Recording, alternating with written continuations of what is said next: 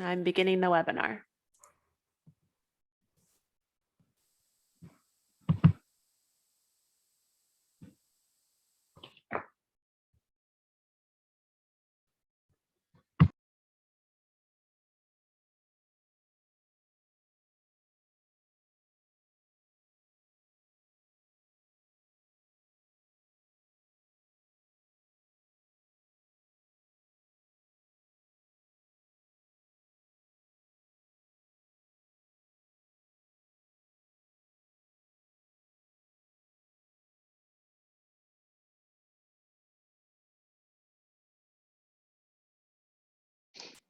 Good evening, everyone. Thank you for attending the webinar for Campo Road Corridor Revitalization Specific Plan. We're going to give it a few more minutes for people to trickle in, and then we will get started.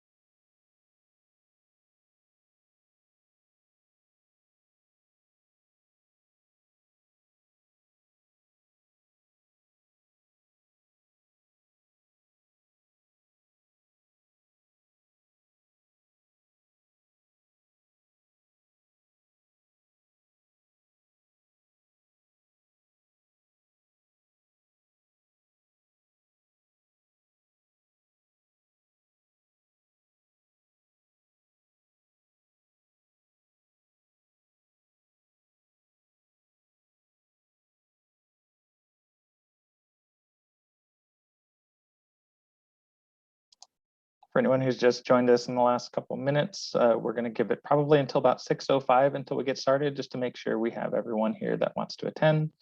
So about 6:05, we'll probably begin.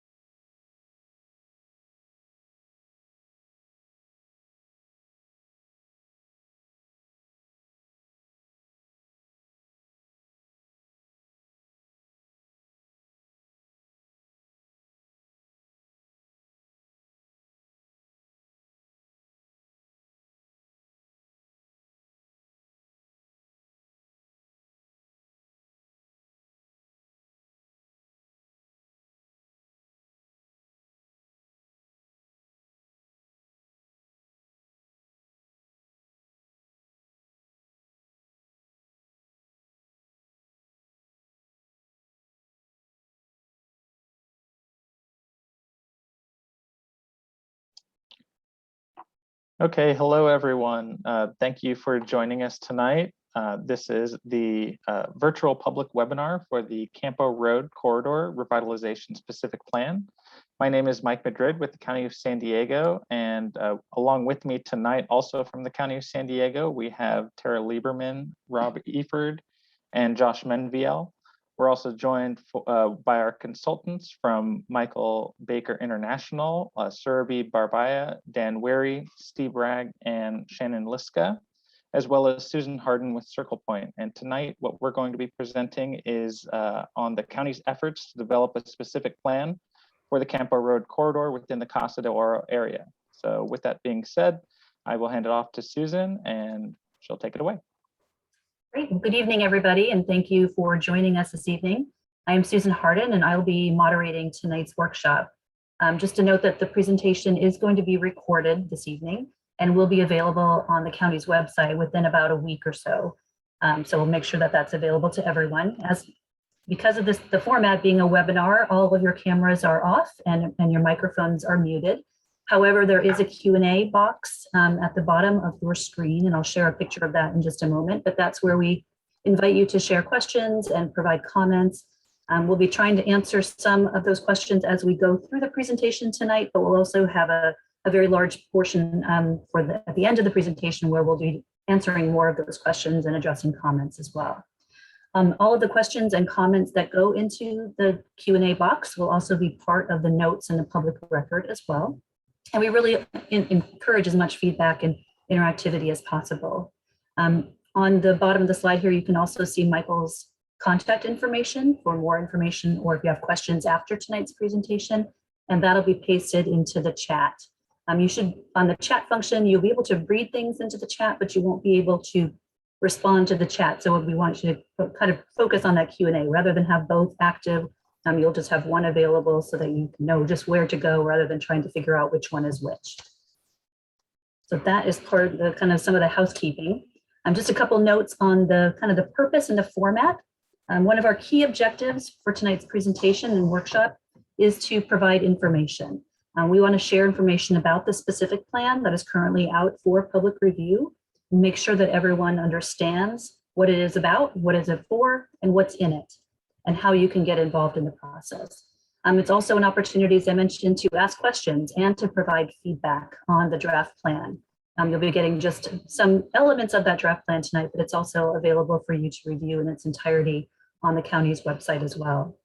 The format for this evening will be, and we'll be providing content and summaries of different sections of the specific plan, and then we'll pause with a couple of interactive poll questions to get some feedback from you, as well as to respond to some of the questions in the Q&A or some of the comments. So in between each of the 5 to 10 minute presentation segments, we'll pause for a few minutes to address questions and comments.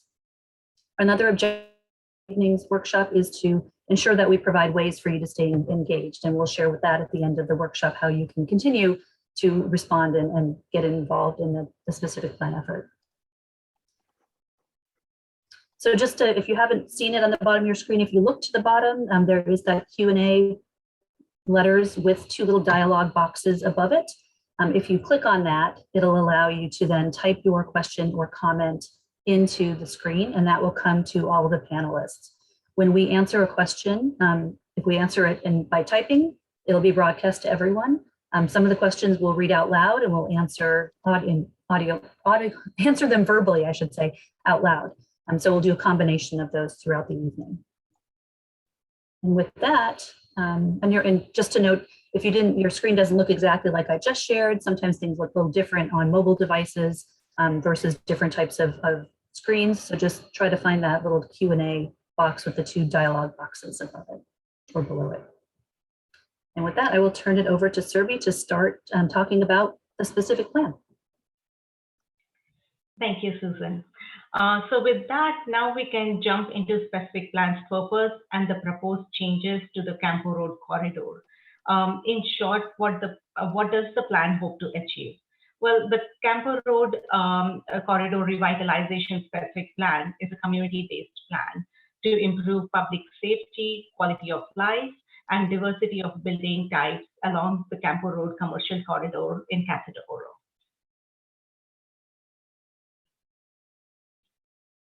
The specific plan covers a 63-acre area centered on Campo Road between Rogers Road and Granada Avenue, and serves as the commercial and civic center of Casa de Oro community. The specific plan area primarily encompasses the commercial area extending 1 block north and south of Campo Road and is located within the Valle de Oro community plan area, which includes communities of Casa de Oro, Mount Helix, and Rancho San Diego. Next slide. So the specific plan is a policy document which provides a vision for future development of Campo Road. It includes more opportunities for mixture of residential and commercial uses, and also details changes to Campo Road's layout to improve safety for pedestrians, cyclists, and drivers alike. It establishes a unique identity, look and identity for the Campo Road and Casa de Oro area through updated design standards and guidelines. The specific plan also includes implementation plan, which outlines potential timelines, cost estimates, potential funding sources to implement the public improvements laid out in this plan. The public improvements identified in the plan can be implemented via private development projects, grant funding, and or external sources. But the plan itself will not construct the features included in the plan. So with that, I will pass it on to Susan for some polling questions. So with a little bit of background on the plan, we want to just pause for a moment to ask you a handful of polling questions to get us started. And the first one is just an example for us to test it out and make sure that everyone is comfortable using the Zoom poll, because obviously we don't really value that much what your favorite fruit is, right? It's not really part of this process, but we want you to make sure that you're comfortable with the Zoom poll. So on your screen, you should have a box that just popped up that says, which type of fruit do you enjoy most? And this question, we're asking you to choose one: apple, banana, mango, strawberry, or other. And if you have an other, that's where you can use the Q&A function, type the fruit into that space. So you should be responding to those questions. And then normally I would see the percentages pop up, but I'm not seeing those. So I'm going to rely on Shannon to let me know when we're at a critical mass of participants who've responded. So what'll happen once we get all the participants having ranked or answered the poll, we'll be able to share you the results. So as we ask questions throughout the evening, we'll see those. So here we see the favorite fruit in this room, in our virtual room, happens to be strawberry, followed by mango. So hopefully you got the hang of the Zoom poll. If for some reason you continue that you're having issues, feel free to post your responses to any of the questions tonight into the Q&A, or ask for help in the Q&A as well. So we'll go ahead and close those results and move to our first real poll question of the evening. And that is, how did you hear about tonight's workshop? And so with this one, you can check any of those that apply. So project website, workshop flyer, an email notification, you heard it from a friend, neighbor, or colleague, or an other as well. So we'll ask you to think for a second on these. Give you a chance to take a look at those. And I do see some things coming up into the Q&A. So one was the Casa de Oro Alliance, the CDO Alliance, a couple times there. So thank you for helping us get the word out to the Alliance. So Shannon, if we're close to most of the folks. So hopefully you're seeing the responses there. So the email blast that went out certainly seemed to get quite a few of you that are here tonight in the workshop, and also hearing from a friend and neighbor, and then of course a few that were from the CDO and the Alliance there. So thank you very much for that. So we'll go to the second question. So the second question is, how do you interact with Campo Road, with the Campo Road corridor in Casa de Oro? So you have, again, multiple choices. You can answer and respond with any of these choices. I live on or near Campo Road. I work on or near Campo Road. I shop on or near Campo Road. And I use Campo Road to commute to work, school, or other locations. Or again, there's an other, and you can play to the Q&A. So I'll give you a minute to think through that. We're getting the majority of folks, or quite a few, responding, not 100% responses, and that's okay. Some people would like to just watch as well. So Shannon, when we're ready, go ahead and share the results. So majority shop on or near Campo Road, but quite a few also living on or near, as well as commuting. Not a lot of folks that work on or near, but we do have representatives there as well. And I see there's a number of others as well. So that's great. So a lot of experience here and knowledge of the corridor. And we'll have one more poll question before I turn it back over to Survey to start going through more details of the plan. So the third question is, and this will require you to think a little bit back to the last year and a half, 2 years. The third question being, have you ever, or have you attended or viewed a recording of a previous workshop or outreach event for this phase of the project? So you see the multiple choices there. So we had a fall festival, a booth at the fall festival in November of 2019. We had a student visioning workshop in February with the middle school. We hosted an in-person meeting February of 2020, just shortly before COVID hit and everything had to be shifted. And we then had a couple of workshops where they were more focused on online. So the guiding principles was an online workshop. The alternatives workshop was online. We also had an online survey associated with that as well. Via de Oro Community Planning Group meeting, which was just recently or just last week. And then maybe just even a choice of, I'm familiar with the online project website, so you checked out materials there. Or perhaps this is your first exposure to the project, and if so, we certainly welcome you. So take a second and look through those choices. And again, you can check all that apply. And if you don't remember, take your best guess, right? You probably know I attended some workshops, so pick one of the ones you think might have been it. Shannon, when we're ready, and I think we have a number of folks. Okay, great. So I'm seeing first participation. We've got quite a few newcomers to the project, so welcome. And there's a lot more information on the history of the project online. I'm not going to be going through a lot of the previous history of the project, but there's certainly, you can see from this list of different activities here that there's been quite a bit of community engagement throughout this period. But we do have folks that did attend several of the different activities as well, and a number that have checked out the website and at least tried to become familiar there. So thanks for those answers. And I will go ahead and I think that was the last question. I'll turn it back over to Survey to start walking through more of the details of the plan. Thank you again, Shannon, and thank you all for your responses.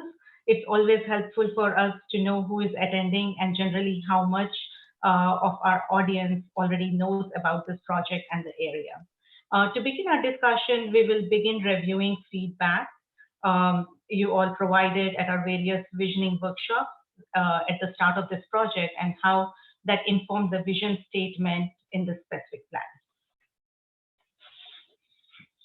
So in the late 2019 or early 2020, before COVID, staff hosted a booth at the Casa de Oro Fall Festival and held community visioning workshop to receive input on the Campo Road corridor. Over the course of these events, people asked questions, provided their thoughts, took part in interactive exercises, and looked over the project materials. Next slide. The vision statement is intended to provide context and guidance for the county, developers, business owners, and residents in the corridor as the corridor continues to develop. It was crafted based on best practices and examination of existing conditions and constraints of the corridor, but most importantly, community input. The feedback we received during previous outreach events and throughout. The drafting of this specific plan ranged across a variety of topics, and after reviewing this feedback, certain themes were identified and grouped together to form goals of the specific plan. For example, we received comments such as wanting additional trees, improved aesthetics, and having vibrant environment. So goal number 1 is a welcoming place for everyone. The strategies to achieve this goal include emphasis on public art, especially at the entrances to the corridor, and having mixture of complementary businesses along Campo Road. Comments such as wanting a safe corridor for walking, biking, driving, and better connections between businesses led to goal number 2, a connected corridor. which includes the reconfiguration of Campo Road to prioritize safety of all users of the corridor. We also received feedback emphasizing having sense of place with art and culture and design guidelines. The third goal is a cohesive look and feel of the place. The new development standards, street trees, and street lighting requirements serve to achieve this goal. Feedback regarding support for new and existing businesses and a combination of residential commercial uses leads to goal number 4, a thriving community. Strategies to achieve this goal include a variety of residential choices to support businesses on the Campo Road. We also received great feedback on wanting Campo Road to be more accessible to all, including having pedestrian facilities that are ADA accessible and that encourage walking and biking. Goal number 5, an accessible and equitable place, emphasizes bus stop, safe and accessible street crossing, and consolidation of driveways along Campo Road. The vision statement for Campo Road Corridor Revitalization specific plan is to create an attractive, vibrant, pedestrian-oriented mixed-use district and center of activity in which historically rich, culturally diverse community can live, work, shop, dine, and socialize. Campo Road should continue to serve as heart of the corridor. With that, I'll pass it on to Susan for a polling question. Great, thanks, Ravi. So as we get ready to talk a little bit more about some of the details of the corridor and improvements in the plan, we wanted to ask a question about how you currently primarily travel through the Campo Road corridor. So how do you travel through the corridor today? And here we're asking for a single response, just to get a sense of how you use the corridor today, what kind of travel that you do. So we're seeing about 85% of the participants have answered. We'll give it another second or so for people to read through the choices there.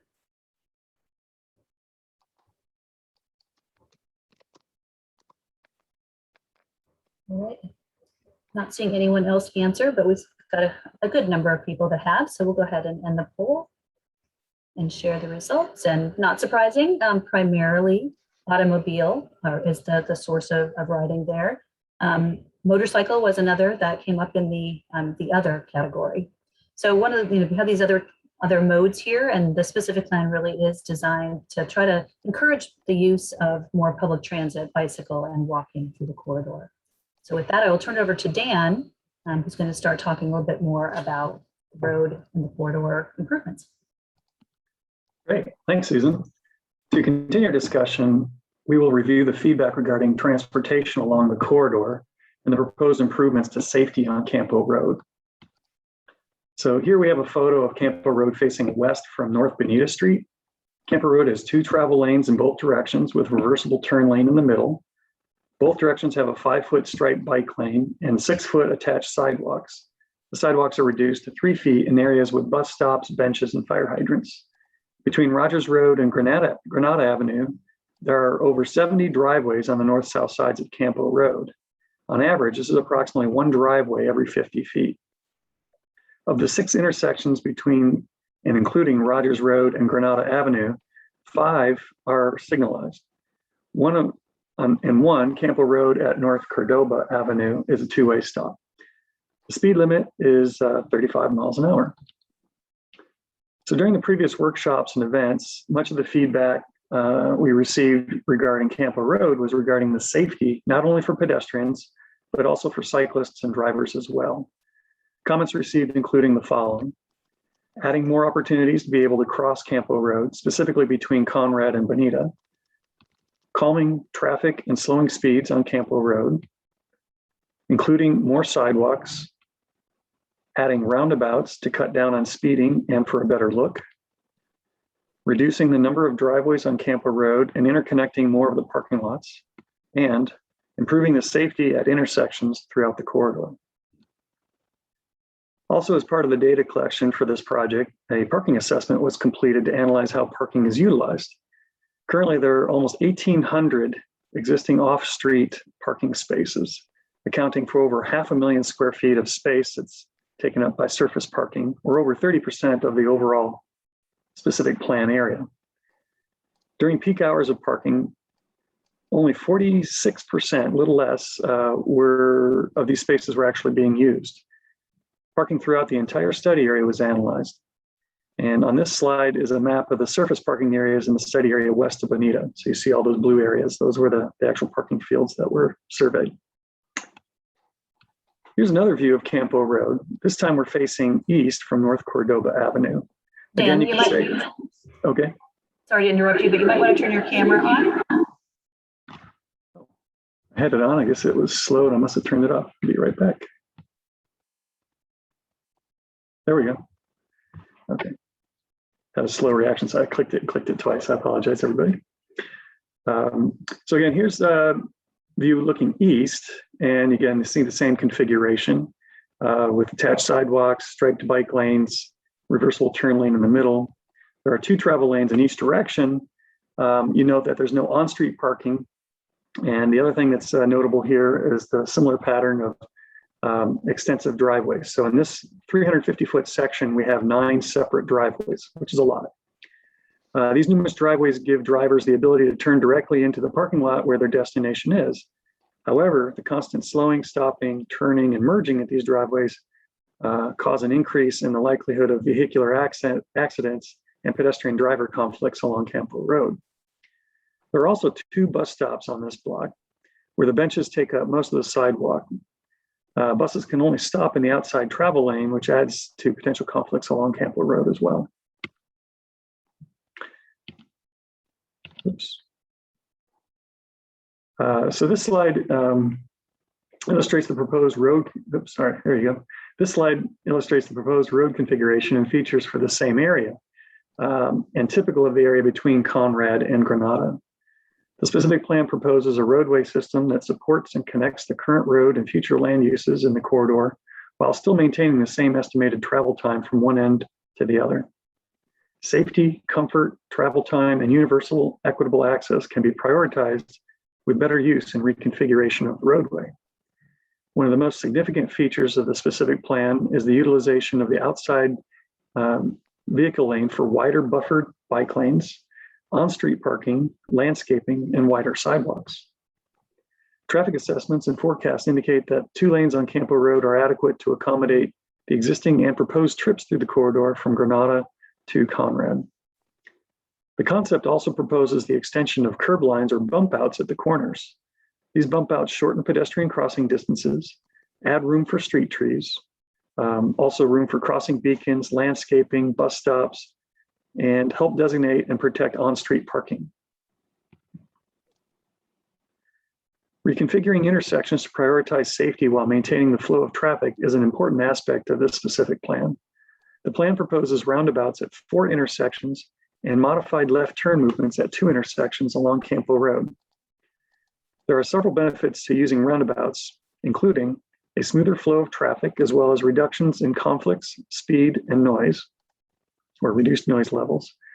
I just want to point out that reducing noise is important for making the area comfortable and supportive for pedestrian activity, future residents, and outdoor dining. So it's important to business as well. The roundabouts are also allow for quick and easy U-turns to access spaces or driveways on the opposite side of the street. This eliminates the left turn movements in front of oncoming traffic, and that greatly improves safety, avoiding those conflicts. Roundabouts can also result in average vehicle speed reductions between 15 to 20 miles an hour, which can lower incidence of accidents, collisions, and pedestrian injury and fatalities. By utilizing roundabouts, a single lane roadway, and vehicular speeds under 25 miles an hour, all of these together will substantially lower incidence of accidents, collisions, injuries, and fatalities. And again, according to the Federal Highway Administration, roundabouts improve safety with a 35% reduction in all crashes, a 76% reduction in injury crashes, and a whopping 90% reduction in fatalities. All roundabouts are 4-legged, except for the one at Granada Avenue, shown on this slide. This is a 5-legged roundabout for the 5 legs that are there today. The Granada Avenue roundabout is also larger than the other ones, and it allows an opportunity to create space for a welcoming gateway feature at the eastern end of the specific plan area. So here we just have an example of the modified left turn intersections where we have 2 of those proposed along the corridor. And here's an example that exists in North Park, although this has 2 through travel lanes as opposed to 1. A single pedestrian crossing could also be created that would use either the traffic signal or crossing beacon to assist with movement across the street at these locations. So where will these proposed intersection design locations be? The map on the screen shows the extent of the specific plan area shaded in white, with purple dots showing the location of the proposed roundabouts and yellow dots identifying the modified left turn intersections. You'll also notice the 2 leftmost dots are intersections that do not currently exist. These are immediately east of Conrad. These intersections, along with the newly proposed streets shown on this map, are intended to create shorter, more walkable block lengths along Campo Road, while reducing vehicle trips on Campo by providing alternative routes to destinations within the corridor. When visiting multiple destinations within corridor, the ability to park once and walk to multiple locations in the corridor will increase. By providing alternative routes through the corridor, transitioning 3 signalized intersections to roundabouts, and consolidating the numerous driveways along Campo Road, again, estimated travel time from one end to the other will remain about the same.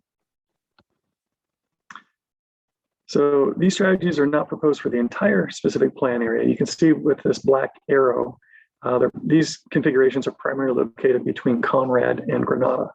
There are other more subtle improvements west of Conrad and past Kenwood, and then a little bit past Granada, but those main improvements are between those 2 streets between Conrad and Granada. So I'd like to hand it back to Susan to hold your familiarity with these. Great, so it may be, got a little echo there. So it may be hard for some of you to imagine the transformation that could occur along Campo Road. So we wanted to just note some projects in neighboring cities and corridors in neighboring cities that have undergone a transformation over the last handful of 10, 15 years, some more recently, some longer. And those include Bird Rock, La Jolla Boulevard, Vista, which is Paseo Santa Fe, National City, the 8th Street Smart Growth Corridor, Encinitas, Leucadia Highway 101, Imperial Beach Boulevard in Imperial Beach, and 3rd Avenue, East Street to G Street in Chula Vista. I'm just curious if anyone has been there to any of these sites, if you can imagine what those look like, just how familiar you are with maybe some of those corridors, and that might help you sort of envision what could happen here on the Campo Road corridor as well. So give folks and if you suppose we should have added a not familiar with those. So I'm going to assume that those who are not answering that they're familiar with those probably are not familiar with any of the ones we have on the screen. Looks like we've got about 20 plus people who've responded to this question. So that we have more than that who are in the room, in our virtual room. So many of you haven't probably been to these locations. I encourage you to check them out. So let's go ahead and end the poll, Shannon, and we'll post the results. So quite a few people have been to the La Jolla Boulevard of the list here. That's the one that seems to be the most recognizable, followed by the Leucadia and Chula Vista projects. So definitely when you get a chance to look through this presentation when it's posted online, if you want to refer back to some of these corridors and check them out, we encourage you to do so. We are going to pause for just a few minutes and answer some of the questions regarding Dan's portion of the presentation here to give you a chance to have some of those questions answered. And I'm just going to start up here. So I'm going to ask Mike to answer a couple of these questions. And one I'm just going to read it out loud. Does the on-street parking have to be head-in as shown, or could it be head-in if preferred? I can answer that, Susan. Well, sorry. Oh, go ahead, Mike. I guess if you want to answer. You have an answer ready? Go for it. That's totally fine. Yeah, we definitely looked at that in detail. Again, throughout the history, most people are used to just driving straight in, but that means when you head in, you back out. It's been shown in numerous studies that if you back in again, you're backing up into a curb and into an isolated area, that allows you to head out, and the head out allows a clear view before you cross any bike or vehicular traffic lanes. And so that has proven to be much safer than backing out into a bike lane or into the vehicular lane. So that has shown to be, a reduction in, vehicular conflicts and accidents, including injuries and fatalities.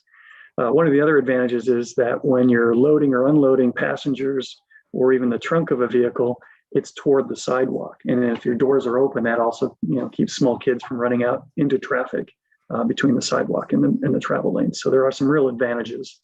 And this is getting more and more popular in the region, particularly in San Diego, and in similar configurations. So hope that helps.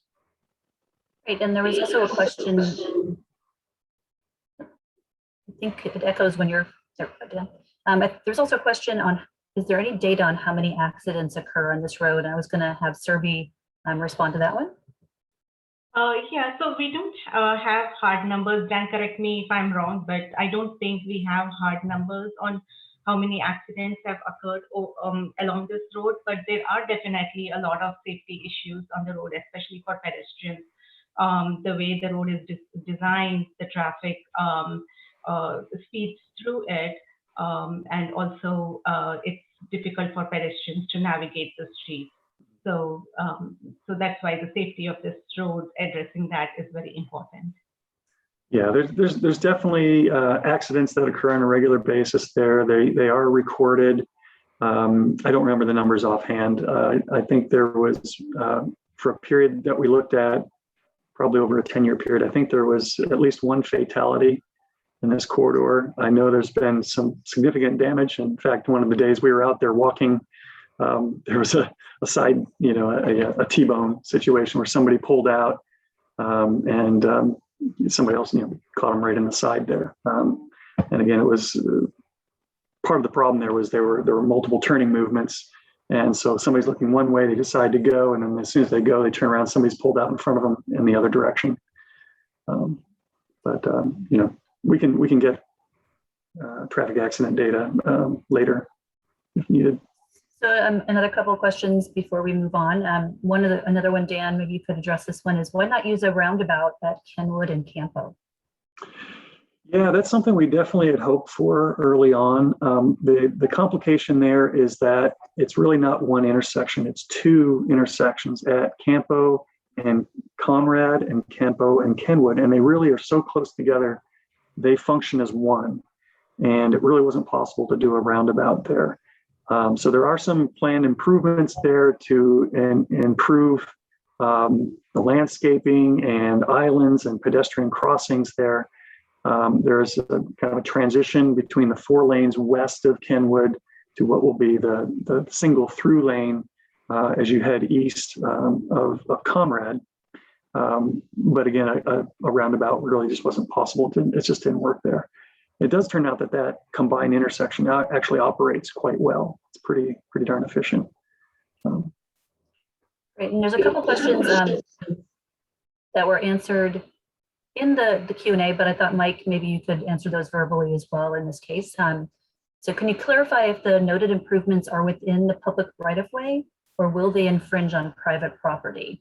And Mike, maybe you want to just note. Yeah, absolutely. The public improvements are proposed to be within the public right-of-way. Right now, only about 76 feet of the 100-foot Campo Road public right-of-way is being used.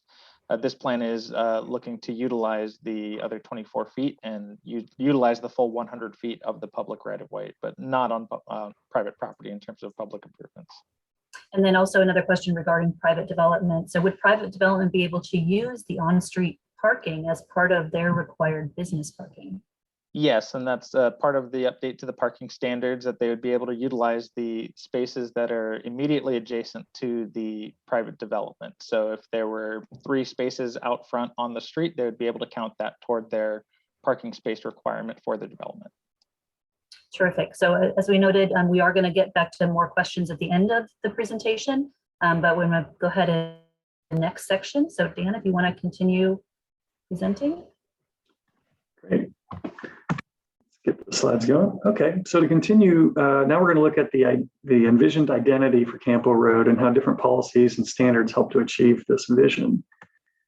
So we really start off with kind of looking at the zoning, because that helps, guide, and it's the primary tool we have to implement our general plan policies and goals and vision.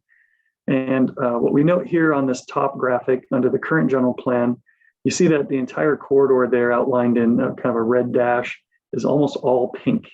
And that pink stands for the C36, or general commercial land use designation and zone. What should be noted there is that while it does allow residential, residential is at a very low density and only secondary to commercial use. So you really don't see much going on in there. The specific plan will take this kind of one size fits all C36 district and replace it with one of a kind custom zoning tailored for the corridor. Two separate districts are proposed, and you can see these districts on the bottom there under the kind of blue and the gold. These are allowed for mixed use buildings. The specific plan also introduces standards that allow for improved street design and opportunities for existing and new businesses and residents. So during previous workshops and events, much of the feedback we received was regarding improving aesthetics of the corridor, creating a vibrant environment, and incorporating arts and culture and fostering a sense of place and unique identity for both Campo Road and Casa de Oro overall. The Main Street district is characterized by buildings adjacent to the sidewalk with active ground floor retail. Upper floors are envisioned to be residential, though other non-residential uses such as offices will be allowed. Parking will be located behind buildings and on Campo Road. I mentioned, the on-street parking. And this creates a street frontage designed around people rather than cars.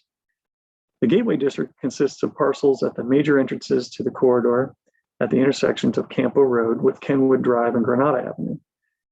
The intent here is to provide a distinct feeling of entering Campo Road using gateway features and signage. So land use changes that are proposed for Campo Road include a mixture of residential and commercial uses within the same building or located on the same lot. Residential will be allowed as a primary use on its own. So that's a significant change where now it has to be accessory to commercial. Current standards for outdoor uses, sales, and events will continue as allowed by the current zoning ordinance. And then through feedback received regarding during the vision process, land uses on this slide will be allowed if they are in existence in the corridor today, but would not be allowed to be newly proposed or expanded as redevelopment occurs. These uses were identified as ones that may discourage the type of mixed-use, walkable, livable environment envisioned by the specific plan. They either require a large amount of land that could otherwise be developed as housing or retail, or other uses that include activities that may create negative impacts within the neighborhood or Main Street environment, such as automotive repair, recycling, processing, or campgrounds. It's important to note that the plan itself will not construct any of these uses or these features, and changes to the uses along Campo Road will take place primarily through private development. This slide shows a conceptual rendering of the possible form of Campo Road looking west from the roundabout at Granada. Gateways to the corridor provide a great opportunity to reflect and shape the identity of the corridor and the larger Casa de Oro community. Possible gateway treatments include sculpture, landscaping, signage in the center roundabout. Actual designs would be developed and finalized later. Possible treatments were evaluated during the December 2020 alternatives workshop, a recording of which is still available on the project website. However, we'd like to take an opportunity here to ask again your thoughts and preferences or ideas. So we'll have a quick poll question. Great, thanks, Dan. So before we move into a little bit of answering questions, we also still encourage you to post some questions or comments in the Q&A. We'll pause to answer some of those before we move on to the next section. But before we do that, I'm just wanting to get a sense from the folks in the virtual room here, what you would like to see in those roundabouts. So all of the elements that you see here, signage, public art, landscaping, ornamental trees, not just in the gateway, I shouldn't say that, along the corridor, are all elements that are included in the specific plan. So these are all components that are intended to be part of the corridor, but just wanted to get a sense from you all which ones you would most like to see. And this is a multiple choice question. So if you want to see them all, you can also click on all of them. So we'll give people a chance to answer. If you're having trouble answering the polling questions for any reason, again, you can just post some of your thoughts into the Q&A directly, and we'll make sure we capture that as well. So we've got about 75% of our participants who've answered this question. We'll give another second or so to see if we get any other takers. And we know these are not scientific. They're more just to kind of get you thinking about some of the information that was presented and just get a feel from the group. But again, as I noted, all of these are included in the current specific plan draft. So we'll go ahead and end the poll, Shannon. Definitely see a lot of desire for tree shaping, followed not far behind with public art. So definitely something consistent with what we heard during previous workshops as well, and which is why there's so strongly represented in the draft specific plan. So go ahead and we'll stop sharing that, and we'll go to answer a few questions back in the Q&A section. So one relates to the roundabouts, Dan, and maybe you could take this question on. There was a note that the Bird Rock roundabouts are way too small for large trucks and buses to remain on the pavement all the way around. Are these now new roundabouts going to be much larger? Good question. The final design isn't done, but they'll probably be similar in terms of the right of way. I anticipate they'll be slightly larger. However, I will note that I've watched tractor trailers navigate those roundabouts. We spent a good amount of time observing those roundabouts, and they work remarkably well. But they are tight. They are some of the smaller size. So the final size and design are still to be refined and finished, but they'll probably be similar, probably a little bit larger would be my guess. There's also a question about will there be blowback to slowing traffic from drivers who drive to the freeway entrances via Campo Road? So I think they're asking impacts to the drivers who are trying to get to the freeway entrance. Yeah, again, during peak hours, it could be, it's going to be different, right? Instead of stopping and waiting at a signal, you're going to tend to keep crawling and keep moving. So even during the most congested periods, it's a different dynamic. Instead of sitting there and waiting, it'll be more like slow, constant movement, and certain amount of start and stop. So at the worst times, you yield to get into the roundabout, and then you move through, and out you go. So we anticipate that during normal hours, travel times will be about the same from end to end. And the other thing that is worth noting is that with the improved circulation and kind of street grid, that there's more options to maneuver and kind of divert your course, so people can kind of adapt and modify their routes accordingly. So we think that's really going to help overall as well. There'll be more options rather than everybody funneling down to Campo and going out.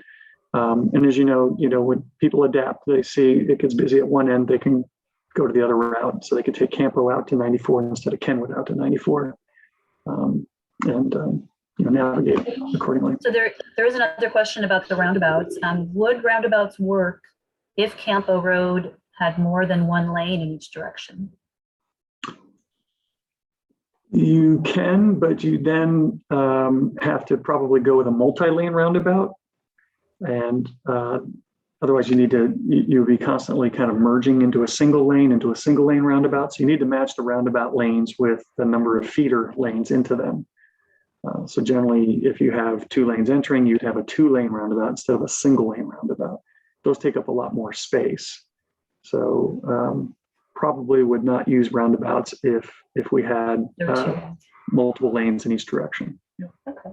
And then final question before we move to the next section. And as I noted, we're going to come back and answer additional questions, but this one's related more to just the land use and other concerns.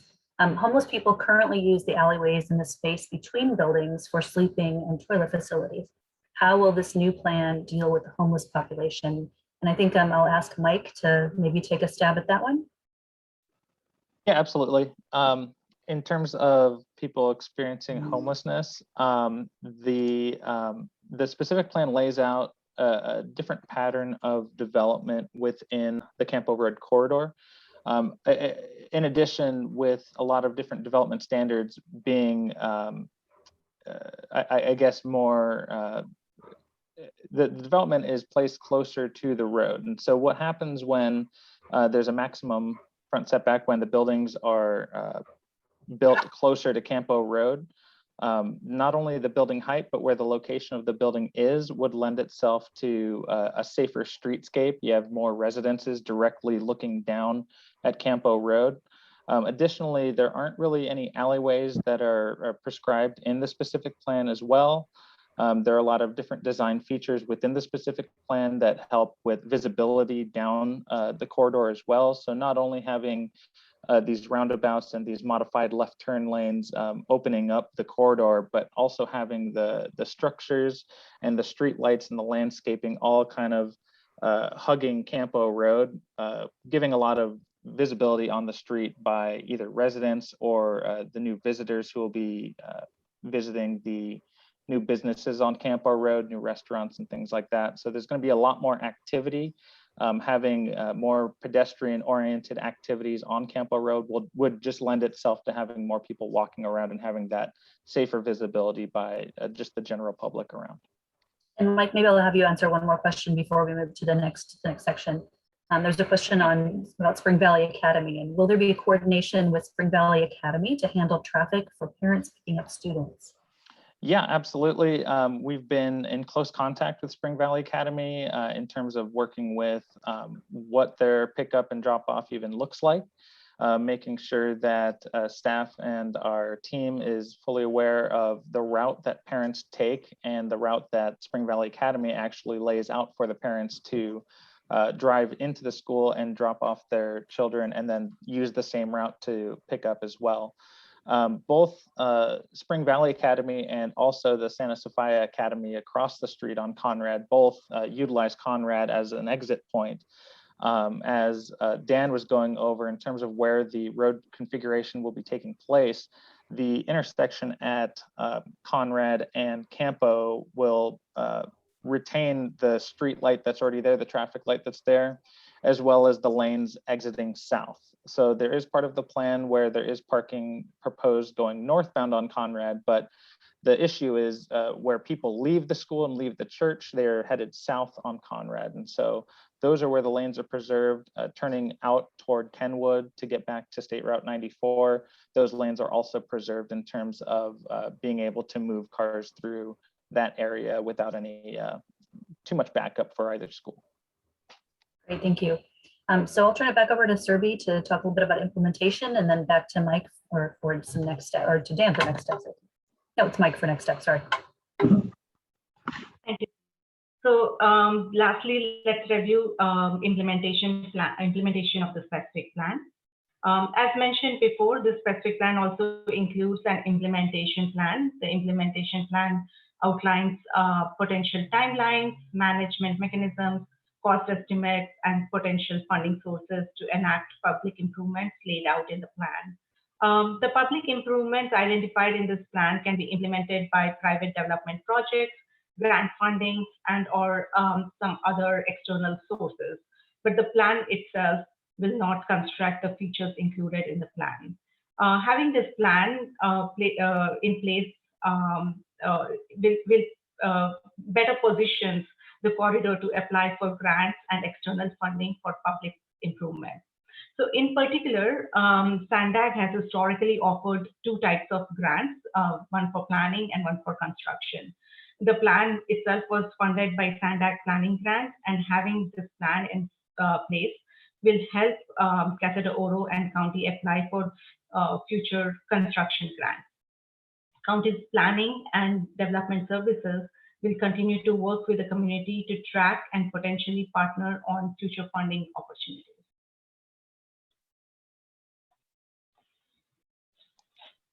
Okay, so just going over our next steps, and then before we go through the schedule and the project contacts and the timeline for this project, I do want to mention that we will be holding additional questions and answers after this. So if you have any questions from the presentation, or if you have recently or previously reviewed the draft specific plan and have questions out of anything in the plan, doesn't have to be anything that we presented on tonight.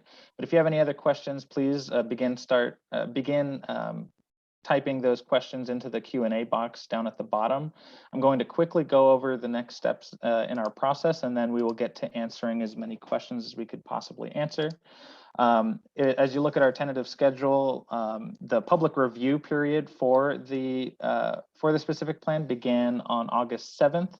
That will last all the way until November 22nd. So my email address and our website, I can put that in the chat to make it easier to either contact me or to go to the website itself and review all of the documents that go along with the draft specific plan, including the background report, the CEQA documents, and any other background, other documents from other public outreach events that we've held in the past as well.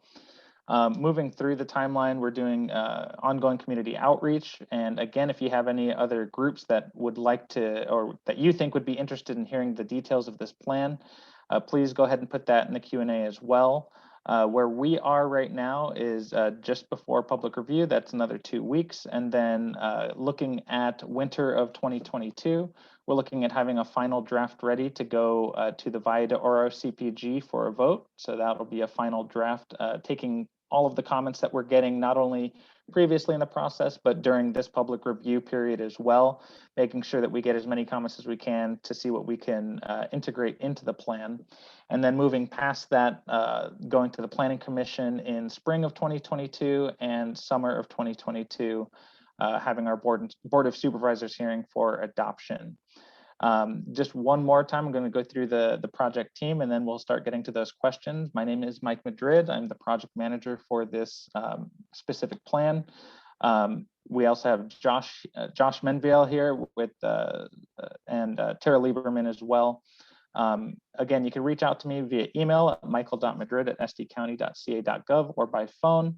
And then again, we'll put the website in the chat, or the Q&A, excuse me, or no, it's actually in the chat box. So if you look at the chat, that information should be in there. And then I will hand it back to Susan. We could start getting to some of those questions. Great, and just a reminder, as you can see on the next slide, Dan goes to the next one, just where the Q&A box is. So we encourage you to post some more questions there, and we'll start answering those questions for the next little bit of time. So we can go ahead and have our team put their cameras on. That way, as we go back and forth between folks, you can see who's answering. So the first one I think I'll pose to Dan. This is from somebody regarding parking and traffic. So I have concerns with the back-in parking stopping one-lane traffic. With only one lane and more residents during peak times, this will create a huge delay.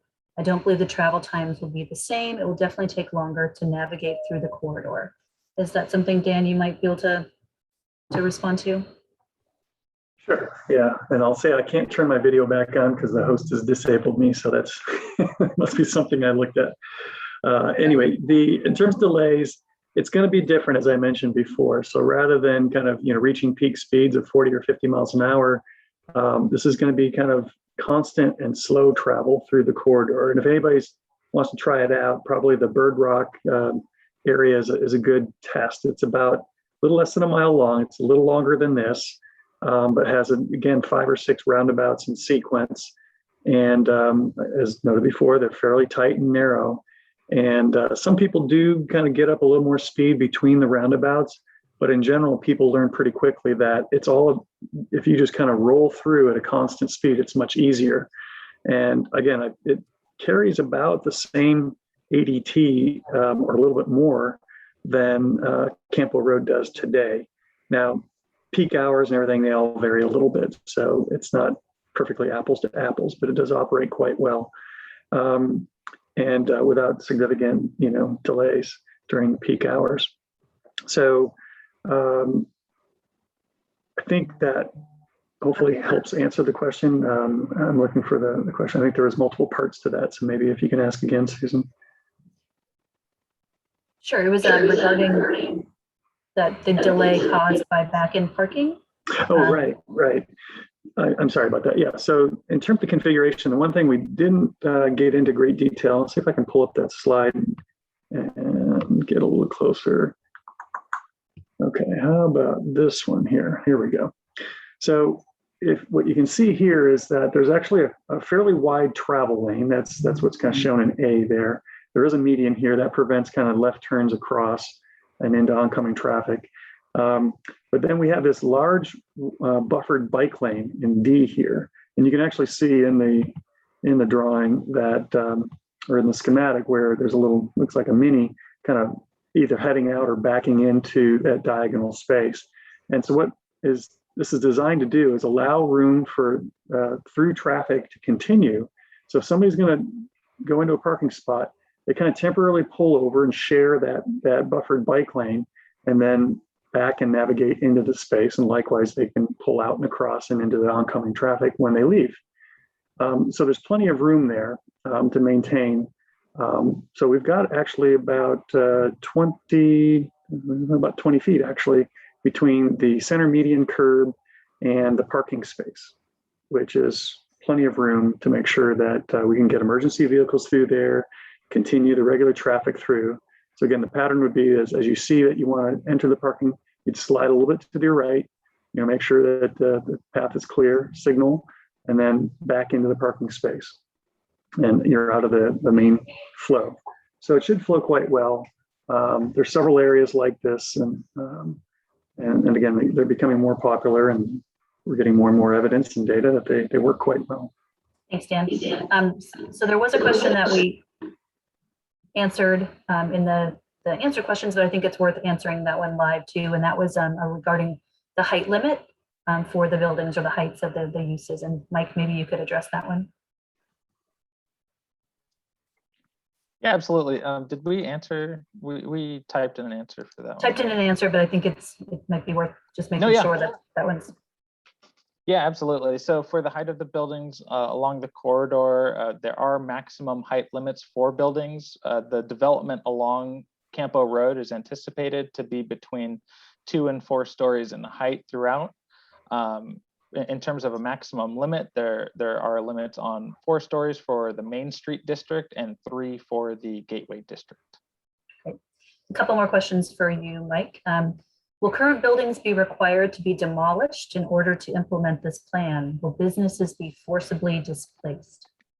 That's a really good question. And the quick answer is no.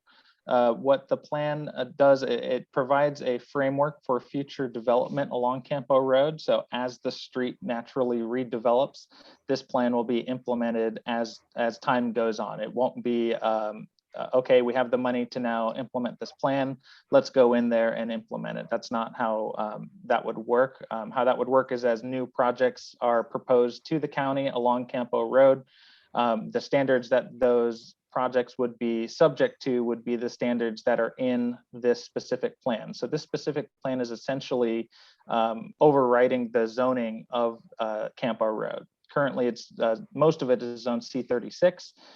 If this were to be approved, the zoning would be S88 for a specific plan, and all of the standards in the specific plan document would apply.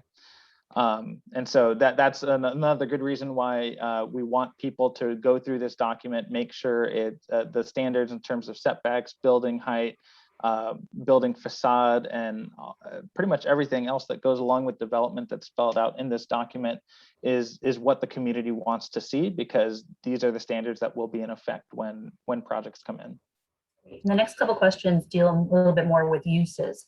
The first one is, are policy items like conditional use permits and a deemed approved ordinance included in this to address the need to regulate risk-related businesses like liquor stores, bars, marijuana dispensaries, massage parlors, vape shops, etc.? Yes, and then there's we do have another similar question that I could probably answer at the same time. So that question is, most land uses appear to be allowed outright by the new zoning. One early community issue was the prevalence of uses such as liquor stores, smoke shops, etc., with CDO having, or Casa de Oro having a visible concentration. So in terms of the uses that are proposed on Campo Road, there is a table. Again, like what I was saying before, this specific plan would be essentially the zoning for Campo Road. So if there's a use in the specific plan where it says it's allowed, that use would be allowed. A lot of how use is regulated on Campo Road, actually the way use is regulated on this road is through this specific plan, unless it's dealing with anything like an accessory building or anything outdoors, which is currently covered and will continue to be covered by the zoning ordinance. In terms of the uses that are proposed, this is another good reason, just like the development standards, and making sure that we get the feedback from the community, seeing what types of uses they want to see on Campo Road and getting that feedback. If you want to go take a look at the specific plan document, just to point you to that page immediately, it's in chapter 3 on page 10. There's a table with use regulations that go over different uses that they use a lot of the same categories our zoning ordinance does. But in terms of comparing it to the C36 zone district, we feel like this use table is more tailored for the vision that Campo Road is looking to achieve. And maybe you answered this already, but how does the specific plan avoid over concentration of any of these kinds of uses? So again, the way uses are proposed on the road is through private development. And so when projects are proposed on Campo Road, what happens is there's a process called the site plan approval process. And this allows projects to not only go through county review, but if they aren't meeting the exact letter of what's in the specific plan in terms of all of the objective standards, all of the design standards, there are no CEQA impacts identified in their project. They're not looking for any bonus floor area ratio or any of the other incentives that are in the specific plan. Those would be subject to the normal site plan approval process, which then goes through the community planning group's design review, essentially. So those uses won't just be allowed by right. It still gets funneled through the community planning group for a review of those individual projects that are proposed. And I think Rob wants to jump in. Yeah. Yeah, I'll just add one thing, just to clarify that along with that table of uses, the specific plan envisions continuing the county's major and minor use permit system also for some of those uses. So you'll see those notations in there. So even if you think a use is worthwhile, but should have some type of use permit associated with it, there are proposals of which one should be regulated with that extra step, but that is also something that the community can comment on and say, we do feel that this additional use permit regulation would be appropriate for that use. So that specifically would be able to speak to concentration of particular uses, or at least community review of those uses. Great, thank you. Yeah, thanks, Rob. That's really good to add. Thank you, Rob. So there is a question about Kenora Drive, and maybe Dan, you could take this one. Could Kenora Drive become a county road all the way through? Maybe you could elaborate on that one a little bit. Yeah, I can't commit the county to making that a county road. I believe that is an alley today through most of it. It does go public at the west end down near kind of CVS. And the issue there, I believe, is that it's kind of an alley. It has a lot of parking there from the adjacent multifamily that's up on the hill to the south. And it's also provides a lot of the service access behind those, the large stores there. And it's possible that with redevelopment of those sites, that could be widened and made more attractive with, again, sidewalks and street trees and similar treatments. I think that would be the goal. The other thing would be nice to see is, again, more connectivity through those long blocks, because one of the problems there is once you're behind those shopping centers, and this goes for the ones on the north side, is that you're very isolated there. So providing kind of more north-south connections through there would be attractive and beneficial to kind of activating that area. But I think that's probably what the speaker was wondering, is probably looking for improvements and maintenance of Kenora Drive. So this is a question regarding parking. Somebody's noting that the residential parking at one per DU instead of one per bedroom is great for the developer, but I think the concern is that the parking will overflow to the neighborhood streets. So wondering if there's possibly a conflict there. So I don't know, Dana or Serby, if you want to take that one. Looks like Serby. So one of the interesting things about mixed use development is being able to walk to various uses. And what that essentially does is reduces the need for car. And the thought is the families will not need as many cars to run daily errands or go to work, because again they can use bikes and walking to do those things. So that's why a lot of mixed use areas, we see that the parking requirement is reduced and they function very well. So we don't think it will be a conflict reducing the parking. Thanks, Serby. And if I may, just, there's also the sharing with the commercial spaces. So it's a lot of the commercial spaces are utilized less in the evenings. That provides an opportunity for shared parking with the residential uses. So we can make better use of all that parking. Great. Mike, I'll pose this question to you. The proposed zoning changes to mixed use, does this mean business and residential? And if yes, is the proposed residential family-sized residences? Yeah, that's a great question. So when we're talking about a mixture of uses or mixed use development, what we're looking at in terms of what gets built are different uses either within the same structure or different uses located right next to each other. So typically on a corridor where you see a lot of commercial development, you don't see a lot of ground floor residential. You usually see it above the commercial that's there. What this plan proposes is commercial on the ground floor in a majority of the area, but also giving the flexibility for the ground floor to also be residential. The floors above could also be office use or more residential as well. And so when we're talking about a mixture of uses, that's what we're talking about. In terms of the proposed family-sized residences, I don't believe we have a minimum on either the square footage of the lot or the square footage of the unit in terms of what the residences need to be. What we're trying to accomplish here is giving the maximum flexibility for development to be able to meet the market demands and also meet the vision of the corridor. So in terms of adding residences and having a vibrant, walkable, attractive, lively commercial corridor, obviously more people would make that happen. So in terms of those two questions are very good questions, but yes, mixture of uses does include residential and businesses, and no on the size for residential. I think you answered a portion of this question earlier when somebody was asking about are private businesses and going to be displaced. The question is about absentee landlords, and are absentee landlords going to be a hindrance to development?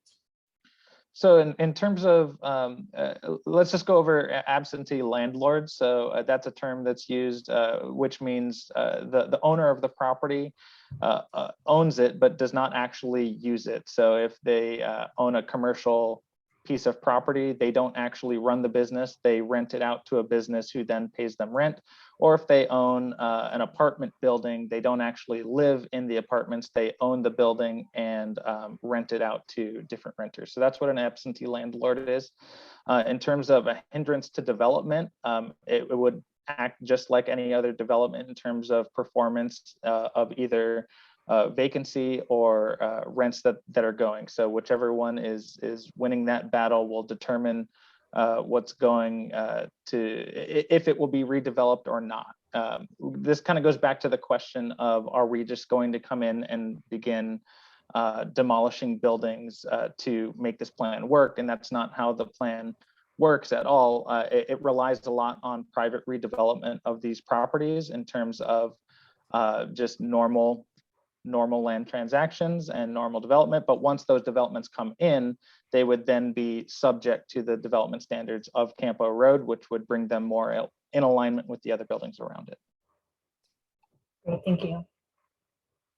We're getting close to the end of the questions here, but we definitely have some more time. So if you do have more questions or comments, please go ahead and we'll give another few minutes to let some folks paste more questions into the chat.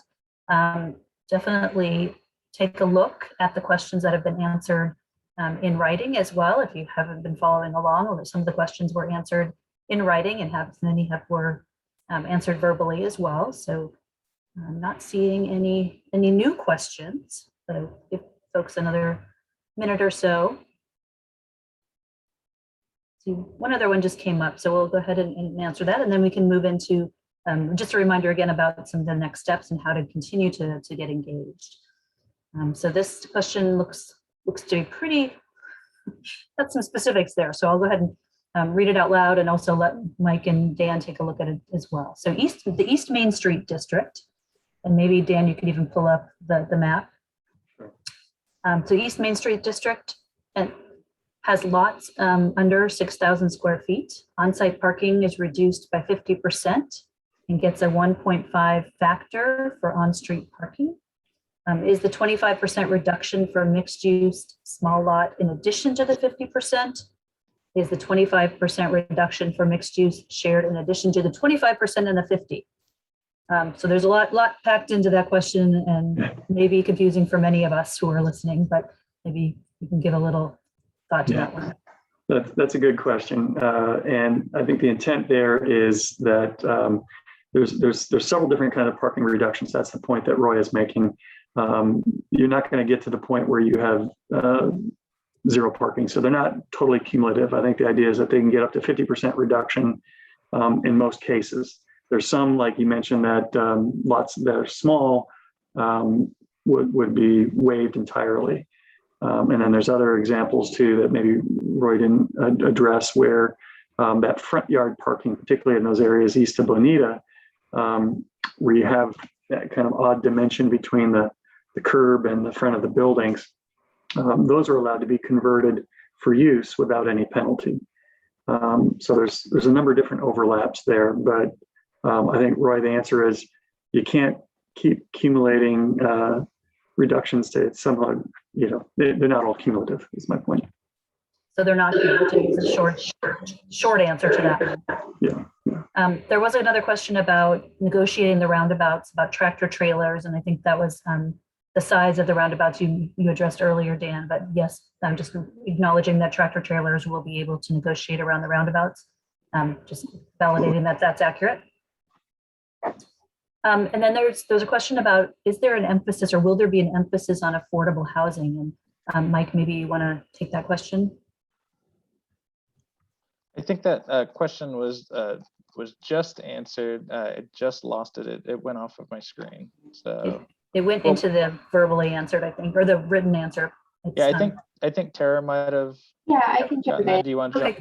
Yeah, I can jump in and cover what I responded. So the county has multiple different housing related efforts that are currently underway. And what I responded to Bob is that, one in particular that would apply to this area is the county is currently developing an inclusionary housing ordinance, and that would require a certain number of affordable units be provided for all residential developments. So that program, once adopted by the Board of Supervisors, would apply within the specific plan area and further encourage the development of affordable housing here. Great. And Tara, maybe not to put you on the spot on this one, but this is kind of related to housing. And how does the plan address issues like gentrification? And maybe I can pose that to everyone on the panel here as well. So the plan itself does include. I can jump in if go ahead, Mike. if you want to talk about that one. Yeah. So in terms of gentrification, what we're looking at in terms of gentrification would be of businesses primarily, right? The corridor doesn't have a lot of residential on Campo Road, specifically, especially in the Main Street district where we're looking at. In terms of businesses being able to stay on Campo Road during this transformation into what the specific plan envisions. In terms of lot size and development standards that would push businesses out, typically, the specific plan outlines very small lot minimums for being able to not having to rent out a large piece of land or having a large lot for your business. It allows for a large mixture of uses. We talked about mixture of uses before in terms of residential and commercial and office, but what we're also looking at is a diversity of uses between commercial businesses. So we're looking at personal services, general retail, things that you can do to run your errands on Campo Road without having to leave Campo Road to go do all of those other things. So we're looking at having a diversity of commercial uses on Campo Road, and in terms of keeping the existing businesses that we want to hold on to on Campo Road, we don't want the development standards to be what hinders them from staying, I guess, in terms of when redevelopment occurs, how do they stay? And so in terms of giving that flexibility for redevelopment, we think that offers another path forward for businesses who are already there to stay on Campo Road once it's being redeveloped. Thanks, Mike. Another question, maybe I'll address to Mike. Will there be a design review board, or will the planning group make sure all the development conforms to a plan design? Yeah, and this goes back to what we were talking about when it goes through the community planning group. So in terms of a design review board, those are typically within the community planning groups. In this case, the Valle de Oro Community Planning Group also acts as the design review board. So in terms of projects who don't conform specifically to the specific plan design guidelines, those projects would then be forwarded to the community planning group for further review. And so I know there's a lot of questions about the different uses and what kind of input would be available for not only the citizens, but then the community planning group. This is exactly what we're looking at in terms of having those projects still be forwarded to the community planning group for that extra step of review. Great, and this, I believe this question is referring to some of the examples of transformational projects or corridors that we shared in that polling question earlier. But which of the sample revitalization developments you listed in the beginning was similar to our situation, and how long did the whole process take? And of course, these are all context sensitive questions, but Dan, maybe you could take a stab at least starting to address that one. Yeah, probably the most recent and most directly relevant in terms of the design and other circumstances is the South Santa Fe or Paseo Santa Fe in Vista. And that's still ongoing. It's been about 6 years. They've been doing it in phases as funding comes along. They've had 3 significant Transnet grants to help fund most of that work. But so it's they started off with the design, had to design the concepts, like we're doing here, but then they take it to engineering design. They seek the funding, and then they've been building it more or less from kind of north to south, and but have had great success. So they are now building, I think, the southern third of it, and that should take generally 1 year to 2 years to finish. It depends on how far they go and all the extent of the improvements. I would say that Chula Vista, I forget how long it took to construct that and how many phases they took, but again, followed a similar pattern. Both of these roads, by the way, were similar 5-lane roads, 2 lanes in each direction with a center turn lane, and have been reconfigured to primarily to 1 lane in each direction, roundabouts, or other sort of modified improvements, center medians generally. So each one's a little bit different. So yeah, I think probably that Vista one's the one I'm most certain about. It's been about 6 years from the beginning, and they're now building the 3rd phase. And Ed just posted in the Q&A that his understanding is that it was about 3 phases for Chula Vista and took about 10 years, and that sounds accurate. Worked on that. I worked on that one many, many moons ago as well. So, but as Tara had posted to one of the other question on how long is this going to take, the specific plan and having a strong vision really sets the county and the community in a good place for going after grants and acquiring funds to help implement some of these improvements. Yeah. So we're not seeing any additional questions in the Q&A right now, but we do strongly encourage you to reach out to Mike directly via that email and phone number if you have additional questions that you'd like to have responded or comments, as well as the website that we posted in the chat as well. that you can provide direct comments and take a very close look at the plan. We strongly want your opinion and want your input before this goes to the final part of the public review period. So with that, maybe I'll have Mike, if you just want to review the schedule again, just the next steps, and then we will close it out and thank everyone for your participation. Yeah, absolutely. Again, thank you everyone for your participation. This is extremely valuable feedback, and we want to continue getting that valuable feedback. We don't want to just limit it to this couple hours tonight. So please, please, please, even if you have any questions on anything that's in the plan, if you want to have a conversation, I'd be more than happy to answer as many questions as I can, not only throughout the public review process, but keeping on after that, and making sure that we're getting to these documents within the public review period, so that way we can take those comments and see how we can integrate those into the final draft, if that's possible. So we definitely want to hear your feedback, even if there's comments unrelated to a question. Please reach out. My phone number is 619-964-6918, or you can email me. That's usually the better way to get in contact with me. If you do want to send in additional comments to be considered by our team, it's a lot easier for me to forward on an email rather than trying to write everything down that we spoke about and share that with my team. So again, thank you for your time tonight. And yeah, I think we can end it there. Susan? I was just going to note, Mike, that there's a QR code on there in the bottom right. It makes it really easy to navigate to the website where all this information is available, and these this workshop will also be recorded and available on that as well. And just a final reminder that if you're not into this technology stuff, there is a print copy of the specific plan that is available at the Casa de Oro library. So thank you, everybody, and have a great evening.